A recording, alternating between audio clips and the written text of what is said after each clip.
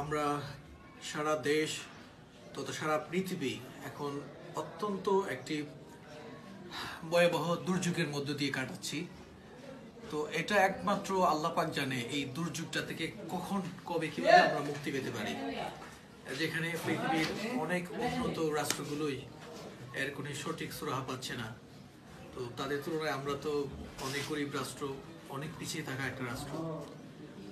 তো আমাদের এখন হাতিয়ার শুধু একটাই, আমরা যদি নিজে বাসার মধ্যে নিজেদেরকে বন্দি করে রাখি, রাস্তায় অযথা না বের হই, আমি বলবো যে একেবারেই প্রয়োজন ছাড়া, একেবারেই প্রয়োজন ছাড়া কেউ রাস্তায় বের হওয়ার দরকার নেই।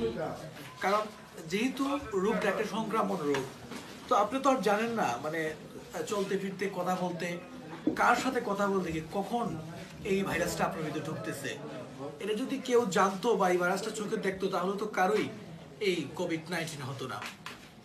এই জন্য বলবো যে এটা সেফ থাকার একটাই উপায়, সবাই একদম ঘরের মধ্যে থাকা, ঘরের মধ্যে থাকা প্লাস তার যদি গ্রামের বাড়ি হয়ে থাকে, আপনি আপনার উঠোনে হাঁটুন, আপনার গেটের ভিতরে আপনি টুকটাক কাজ করুন, কাজ করার পর পর কিছুক্ষণ পর আবার সাবান দিয়ে 20 সেকেন্ড কষলে ভালো করে হাত ধুন।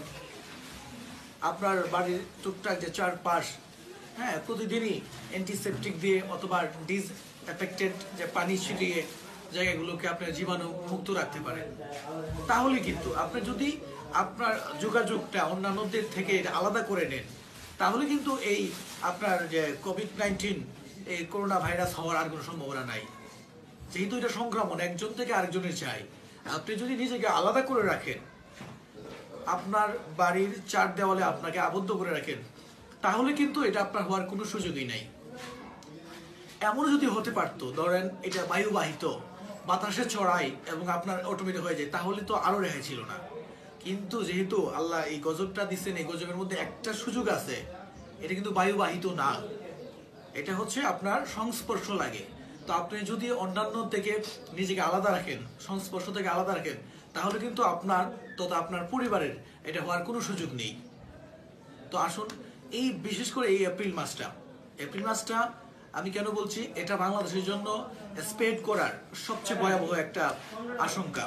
বাংলাদেশে যারা বিশেষজ্ঞরা তারা বলতেছেন যে বাংলাদেশে যদি এটা স্প্রেড আউট হয়, সবচেয়ে বেশি সম্ভাবনা হচ্ছে এই এপ্রিল মাসটা যদি আপনি নিজেকে সুরক্ষা রাখতে পারেন, তো আমি মনে করি আপনি, আপনার পরিবার, আপনার সমাজ তথা আমার পুরো বাংলাদেশ হয়তো এই মহামারী থেকে অনেকটা সুরক্ষা পেতে পারে।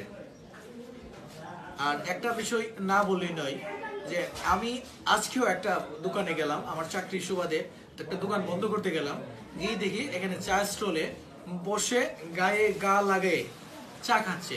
আরে ভাই, আমি তাদের সাথে কথা বললাম, বোঝা গেল যে মহামারী করোনা সম্পর্কে তাদের ন্যূনতম ধারণাই নেই। এখন আপনি যেখানে জমায়েত আছে, এখানে 50 জন লোক, 100 জন লোক, কার যে আছে সেটা তো আপনি জানেন না।